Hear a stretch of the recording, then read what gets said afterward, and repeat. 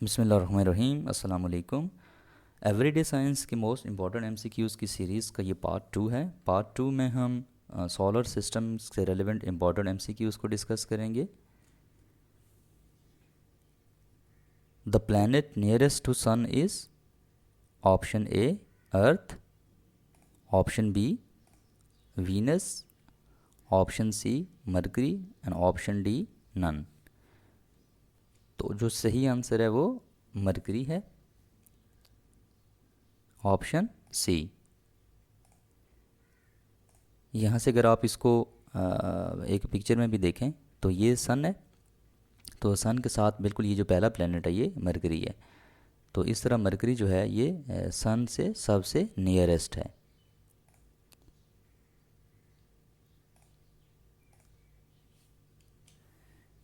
The smallest planet of the solar system is option A Earth, option B Mercury, option C Venus, option D Mars. तो सही answer है option B mercury.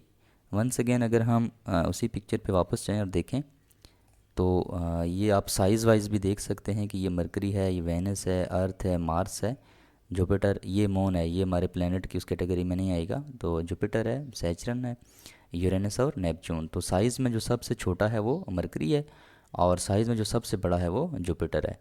तो ये size wise comparison भी यहाँ से किया जा सकता है।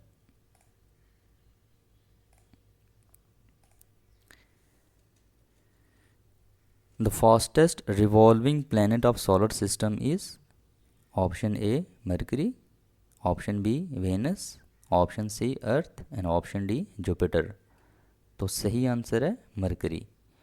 अब यहाँ पर मैं आपका रेवोल्यूशन के साथ एक थोड़ा सा आपको कॉन्सेप्ट देना चाहता हूँ। अगर हम वापस जाएँ इस पिक्चर के ऊपर तो यहाँ पर ये सेंटर वाला जो बॉडी है ये सन है और ये रेड कलर का जो आपको ये एक पाथ नज़र आ रहा है ये एक ऑर्बिट है। तो इस ऑर्बिट में यहाँ पर कोई प्लेनेट है ये ग्रीन कलर का।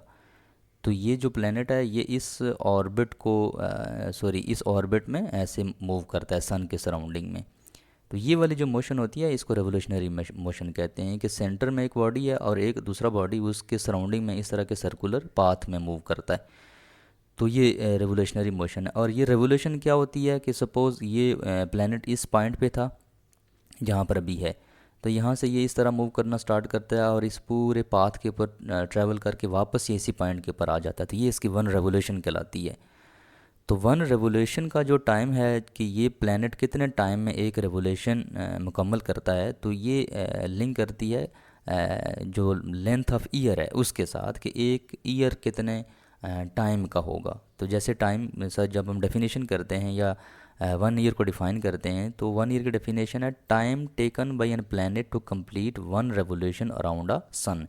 कि कोई भी प्लेनेट सन के सराउंडिंग में जितने टाइम में एक रेवोल्यूशन कंप्लीट करेगा वो उसका होगा एक साल। तो अब चूंकि डिफरेंट प्लैनेट्स हैं तो डिफरेंट प्लैनेट्स के जो ऑर्बिट्स हैं वो डिफरेंट डिफरेंट हैं। तो हर एक प्लैनेट अपने टाइम में एक जो रेवोल्यूशन है वो कंप्लीट करता है। तो इस तरह डिफरेंट प्लैनेट्स के जो एक साल की जो ड्यूरेशन है वो एक दूसरे से डिफरेंट है। The period of revolution of Mercury is 88 dash. Option A years, option B hours, option C days, option D none. तो मरकरी की जो रेवोल्यूशन है वो 88 डेज़ में कंप्लीट होती है, 88 डेज़ में। तो इसका मतलब है मरकरी का जो एक साल है वो जस्ट 88 डेज़ का है, अर्थ डेज़ का है। Earth twin planet is option A Mercury, option B Venus, option C Mars and option D Jupiter. तो अर्थ ट्विन प्लैनेट कहते हैं वेनस को। Venus is the Earth twin planet. Hottest planet of the solar system,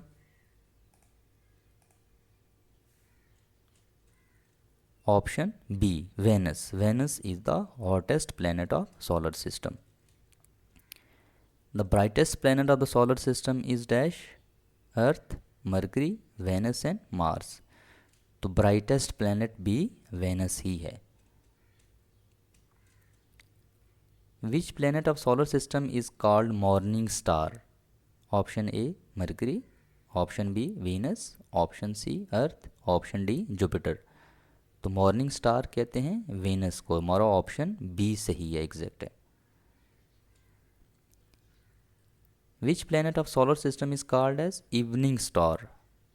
evening star किसको कहते हैं? Mercury, option B Venus, option C Earth, option D Jupiter. तो हमारा जो सही ऑप्शन है वो ऑप्शन बी है, वेनस। तो इस तरह ये देखें, जो हमारा MCQs नंबर 8 और 9 है, इसमें एक मॉर्निंग स्टार है और इवनिंग स्टार है। तो याद रखिए, मॉर्निंग स्टार हो या इवनिंग स्टार हो, ये दोनों ही वेनस के नाम है। Slowest rotating planet is dash, कि जो प्लैनेट सबसे स्लो रोटेट करता है। Option A Mercury, option B Jupiter, option C Mars, option D Venus. तो स्लोएस्ट रोटेटिंग ऑब्जेक्ट जो है वो हमारा जो प्लैनेट है, सॉरी, वो वेनस है।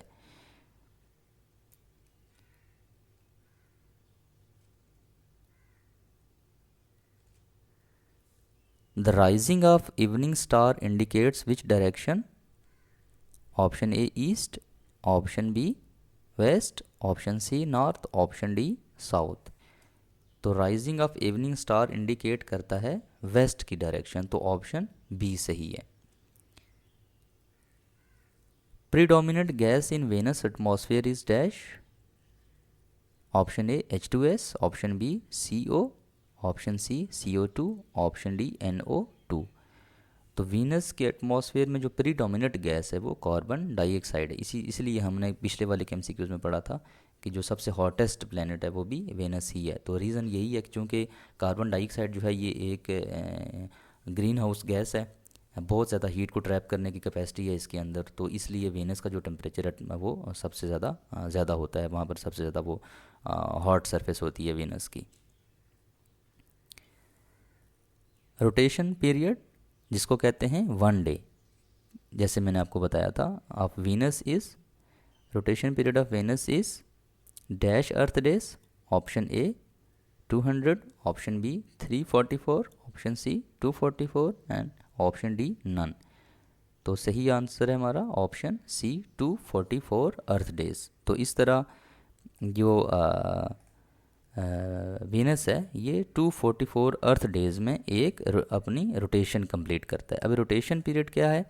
ये देखें अर्थ है और ये सॉरी, ये अर्थ है और ये इसके जियोग्राफिक पोल्स हैं इस तरह से। तो ज़मीन अपने इन पोल्स के सराउंडिंग में भी इस तरह से मूव करती है, तो इसको कहते हैं रोटेशन। ये जो रोटेशन है ये डिटरमिन करती है कि किसी भी प्लैनेट का जो अर्थ है वो सॉरी किसी भी प्लैनेट का जो डे की जो लेंथ है वो कितनी होगी, कि कितना जो है वो डे टाइम कितना होगा। जैसे डे की डेफिनेशन क्या है? 1 डे होता है time taken by an planet to complete 1 rotation about its own axis, कि कोई भी प्लैनेट अपने एक्सिस के ऊपर एक रोटेशन को कंप्लीट करने में जो टाइम लेता है वो उसका कहलाता है 1 डे। तो अगर फास्ट रोटेशन होगी तो इसका मतलब है कि डे का ड्यूरेशन शॉर्ट होगा, और अगर स्लो रोटेशन है तो इसका मतलब है कि डे का ड्यूरेशन क्या होगा? लॉन्ग होगा।